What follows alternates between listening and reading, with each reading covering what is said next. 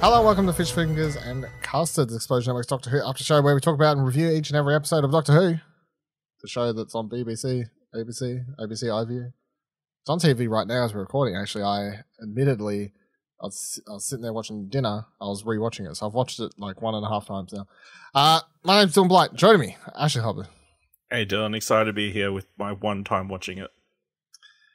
Well, yeah, I mean, just say no. They air it on they air it on normal TV.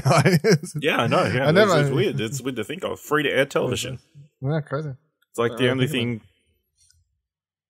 is I watch on free to air television is like the news report and sport. Yeah, that's it. Pretty much. Yeah. Well, it was just on, and then the news was on there, and then it was like, and coming up next, Doctor Who, Eve of the Daleks. And I was like, oh, well, leave that on while I'm eating. We'll see. An amusing thing, Doctor Who related, I went on Stan the other day. It's like one of the first things that pops up is new episodes of Doctor Who available now on Stan. I'm like, I'm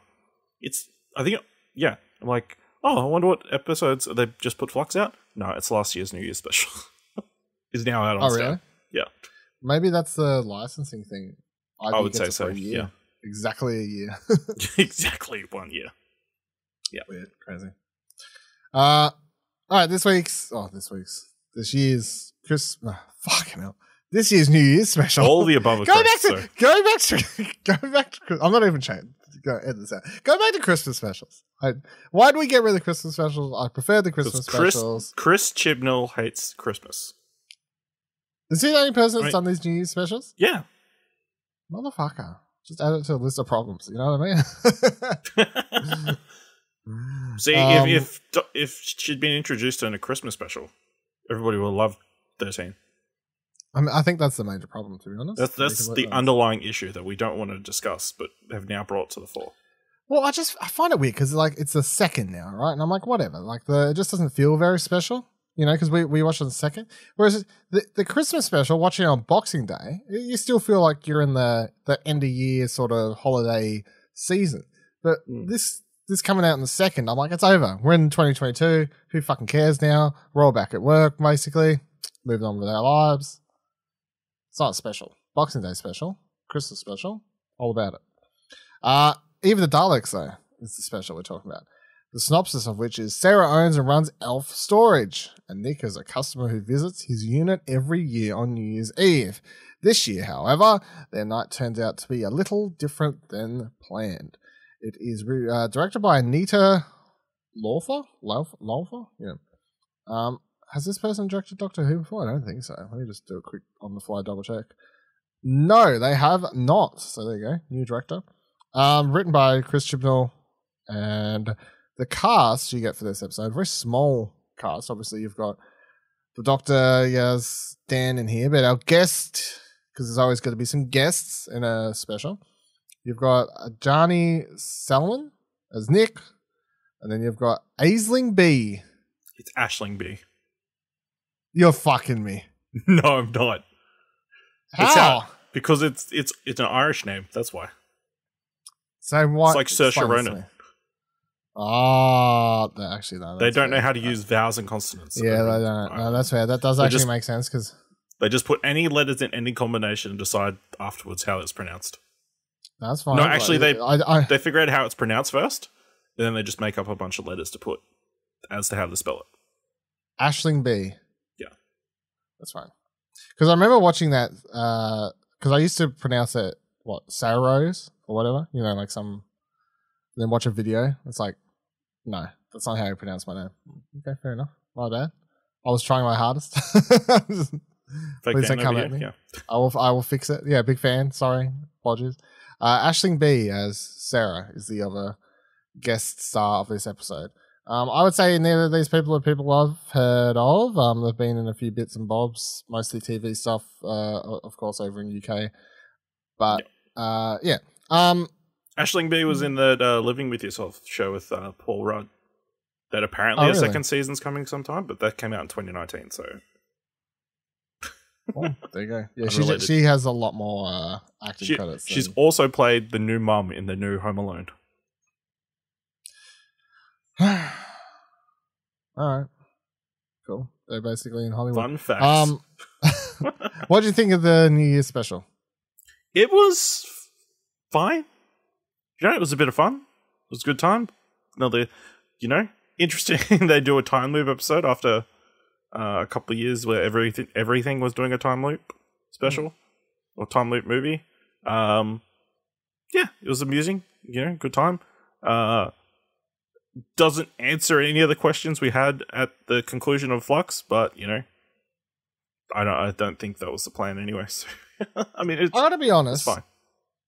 On the whole, so I actually think that the New Year's, Christmas special, whatever, I feel like all these ones should be standalone stories, and I actually don't like that it became a crux often for these specials to be big story, like overarching Doctor Who moments, because I feel like surely if you're going to pick an episode that maybe people who aren't watching the show may check out, it's often going to be these specials. So having them be more self-contained, I feel like is only a benefit.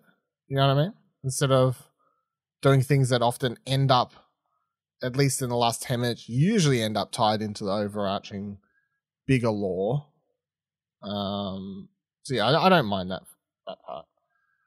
But yeah, it was okay, wasn't it? It was a bit of fun. It was a perfectly fine little Dalek Groundhog Day story thing. I think the major problem is that even though it has a time loop and they do their own little spin on it, time moves forward a minute every time they die.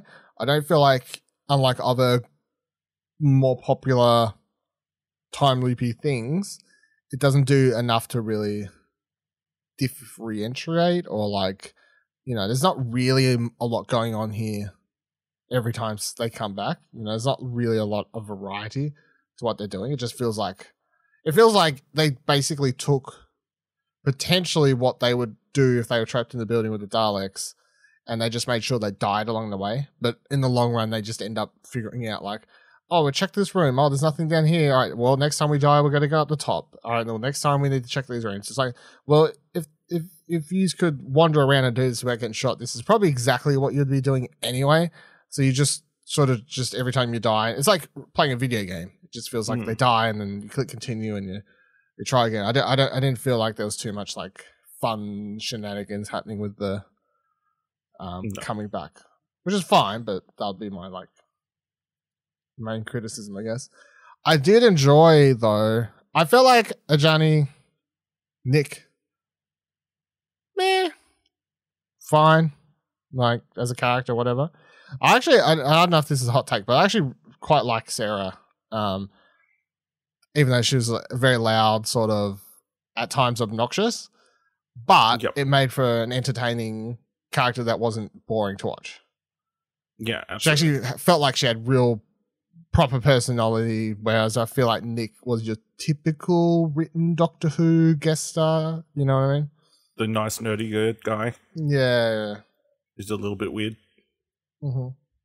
Yeah. Collecting all the shit. Storing all the things he's gotten from exes or people he's been on 1 or 2 dates with. Yeah. And catalogue them every year for 3 years inside a storage unit just before New Year's Day.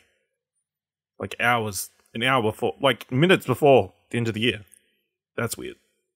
Well, I mean, collecting is weird, but then they end up explaining that the reason he basically comes in every year is just to see her. Yeah. So but why would you come in more frequently then? Yeah, well, my question. That's a good point. Not as weird as that other guy who wasn't there, Jeff or whatever. Man, that's my biggest disappointment with this episode. We didn't get Jeff. It's got mad bunker shit happening. I would have just loved for some random dude to come in at the end of the episode, see the whole building blow up. He's like, fuck. My fireworks. All my hundreds of Not cans. My beans. Beans or whatever, yeah. Beef and beans. Oh, God.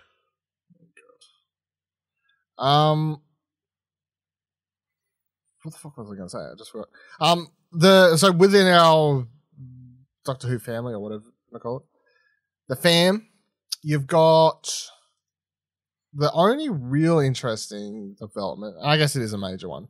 I was trying to think if there was anything else I missed, but there's not. Is obviously they go all in on the shipping. They're all in Ship Nation. All you Yasmin Doctor fans salivating this episode. So because you get finally a confirmation that yes, Yaz is into the Doctor that way, even though she says she tries to play it off, and it's up to Dan to sort of push her to. Yeah, Dan's good. This pushed me further on the Dan bandwagon. You weren't already on the Dan bandwagon? I think I was. I think by the end of Flux it was like Dan's good, right? Dan's good, but I think even I'm loving it even more. You know, he's got there's that moment I think at the end of the episode where like Yaz and Doctor standing like watching the fireworks, and he does like a little bit of a side eye at both of them. Yeah. It's quite good. I also appreciate the fact that he didn't fuck around as well when it comes to like when Yaz disappears there at the end after he's had his conversation with her, and then he's not like, I'll let you have your moment. Yeah. She likes you. He's just tired of the situation. He's like, I don't trust you to ever sort this out, so I'm just going to do it. You know? Fair game. Sometimes you just have to make that call, I guess. Although he should have run circles around the Dalek for longer, I think. That was pretty good, actually. Number one strategy, I think. Yeah. I feel like other than like jumping on top of it, that would be my number one tactic. That's actually a good point. If you do jump on top, what do they do? I assume they've got some sort of like electro thing that they do, like shock you or something. Oh no, I hope that Doctor just jumps on it. That's what I want. Russell T Davies, if you're listening, jump on the Dalek. Let's see how that goes. Yeah, I thought that was good. How he's like, hey, she likes you. Doctor's like, yeah, no, I like her too. He's like, no, she likes you. It's like if only she said my heart belongs to another. My hearts belong to two others. The other thing I found weird is looking online, I'd seen people be like, the Doctor doesn't get into relationships. I'm like, the Doctor was married. Let's calm down. Like the first Russell T Davies' first run, like lived off Rose the Doctor. Even though it was like quite often this whole will they won't they thing, it is 100% built on the audience like treating them as a couple more or less. Yeah. And then the payoff is obviously you get the alternate Doctor or whatever that goes and lives with her anyway, so. Oh, but they were just friends. the Doctor just went there. They're just friends, I swear. There's nothing going on at all. No, she was making out with that version of the Doctor real quick. Not like you would with a friend. That's true. No, like friend passion. We're French, right? That's what they do in the alternate universe that they went to. But yeah, I feel like that's obviously it's good to see because it is like, I guess it always makes me wonder, like, is this what Chibnall had in mind, or is he actually like, nah, fuck it? Like, I've seen people for like the last 2 years shipping. I'm all aboard Ship Nation. Do you think they ever like fulfill the ship, or fuck? Well, you can kiss. No, like kiss or whatever. Or do we get the Doctor change first? I feel like I would love personally. I think do it. I just think just let him kiss because at this stage, right? You know exactly who that's going to piss off, but those people are just going to complain about this version of the Doctor in the show anyway, like, and they've been doing it for years. So I'd just do it. Why would they be pissed? Gay relationships are a woke left-wing agenda or some shit like that. But she previously been a man in 12 different lives. Yeah, why wouldn't he be attracted to a woman? I don't know how it works. I mean, Yaz is definitely gay, bi, whatever, like whatever she is. But like, you can't be like, oh, well, she's into aliens. No, obviously she views like, you know, the Doctor appears as like a human form or whatever. So I don't know, he had a weird sort of territory, like, that sort of stuff. But like, especially with the line, you could tell that she was written her like conversation was written from a point of view of someone who's like having sort of a sexual awakening, I guess, because when Dan says, tell her or whatever, she has that one line where she says something like, I don't even know how I feel myself. Or it was something like that. Something like, I don't think even I've never told anyone, I've never even told myself, I think. I've never even told myself. Something like that, yeah. Like, it was a very, like, sort of, I'm only just, like, figuring this out, yeah. In her own self, figuring out like even how she feels. So that's definitely written from that point of view. But yeah, I mean, technically the Doctor is whatever. But I mean, the original in the show, gender fluid character, apparently. Yeah, and I mean, the show does treat the Doctor as like so we call the Doctor she, right? Mm-hmm. And then if she comes back as a man, we'll revert to. If I want to go back to calling him, right? So, I mean, if the two kissed, it would be a win for girls. I don't know. Is that? I don't know. I just want to see them be happy, so do it. Yeah, I reckon. Although I hope Yaz and Dan are there when she changes. Well, because I kept saying that Yaz is going to die, but I mean, technically, maybe they still do it. Yeah. But the other thing is, looking back on Flux, this Yaz, you can tell now, especially with this confirmation, that Yaz in Flux was definitely written from someone who wanted to say something but has just not said it for so long.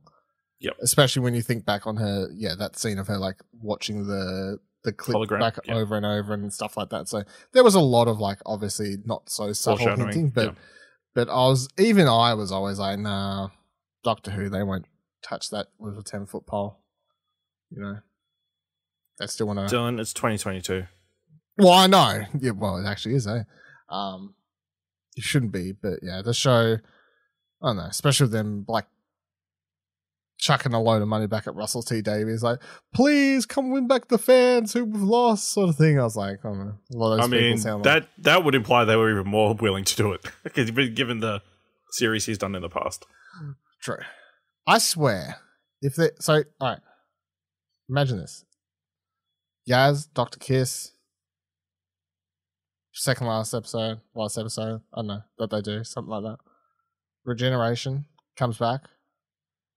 Next Doctor, full on gay. I keep saying that there's no way in my mind that Russell T Davies doesn't want to just do. I reckon he wants to do it. Yeah, okay. Why not? No, I would just.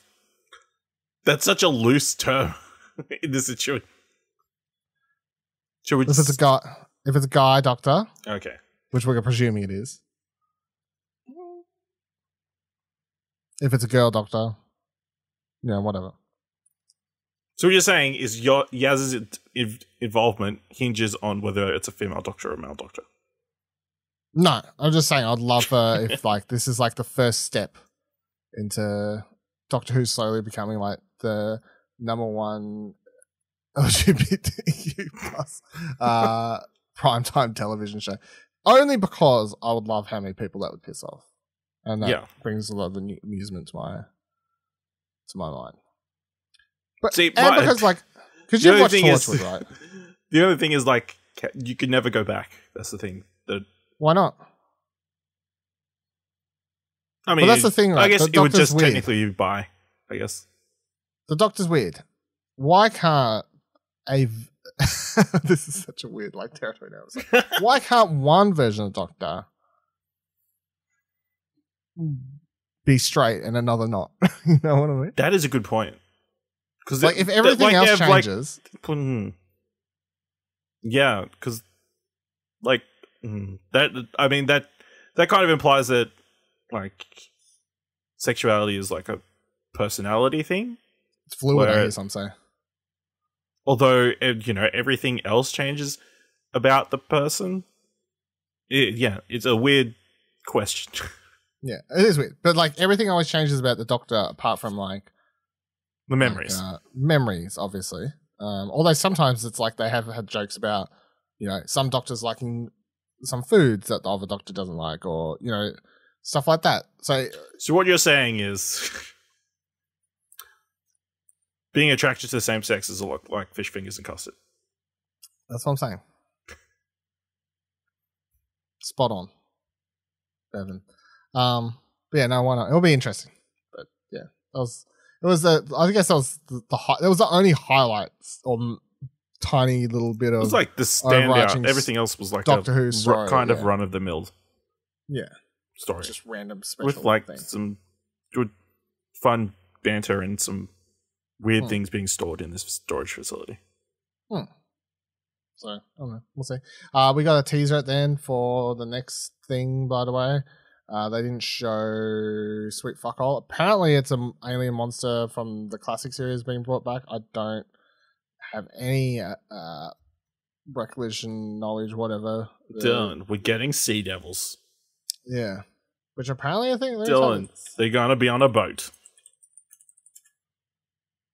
There was an episode called The Sea Devils, season 9, episode 3, back in 1972.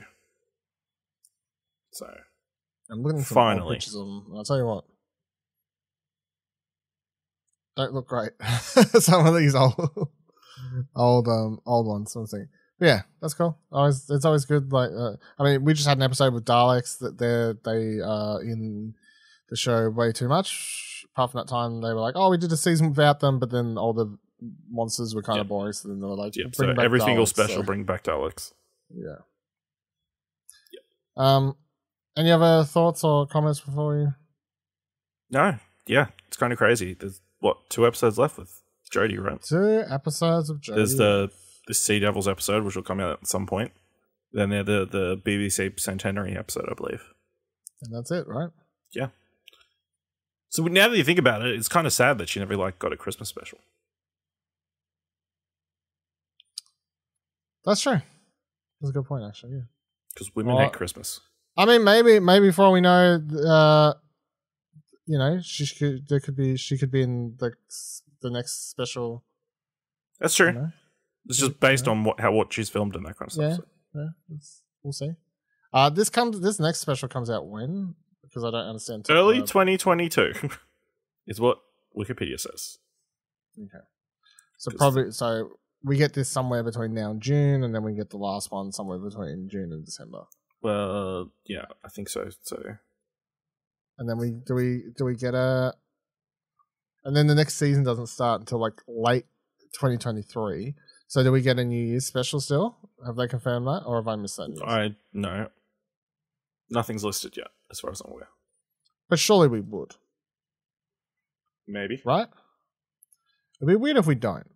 Sure. So I'm hoping it goes Sea Devils somewhere in the next couple months. Centenary special. I mean, they have footage, so they've done filming it or whatever. But Centenary special. When do you reckon they'll air that? Is there a specific Doctor Who date that would make? When did Doctor Who air? Google that quickly. It's a centenary of centenary of the BBC. All right. When was the BBC created? That's what I'm looking for, and it's not giving me any answers. 18th of October. There we go. It's October. So let's say that comes out in October. Yeah. So then New Year's special. New Year's, Christmas. Yeah. Something like that. And that could be Depends the first time we if see they a new debut the Doctor in the Centenary special. Surely.